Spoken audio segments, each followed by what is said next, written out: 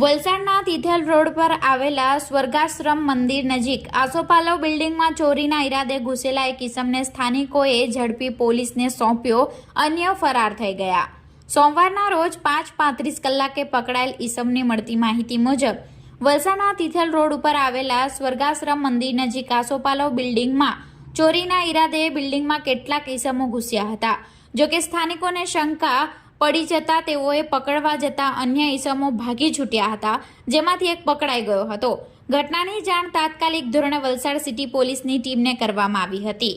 પોલીસની ટીમ ઘટના સ્થળે પહોંચી સ્થાનિકોએ પકડેલા ઈસમનો કબજો મેળવી પૂછપરછ હાથ ધરતા આસોપાલવ નામની જર્જરિત બિલ્ડિંગમાં ફ્લેટમાં ચોરીના ઈરાદે એક ઈસમ બેસી રહેલો હોય તેવું જાણવા મળ્યું હતું, જેથી સાથે અન્ય ઈસમો પણ હોય, જો કે તેઓ ભાગવામાં સફળ રહ્યા હતા। પોલીસે ઝડપાયેલા ઈસમનો કબજો મેળવી આગળની કાર્યવાહી હાથ ધરી છે। બ્લેક ટી-શર્ટ પહેરેલું કોણ ઓલા ને? હા, જેકેટ પહેરેલું હતું, બ્લેક જેકેટ પહેરેલું હતું।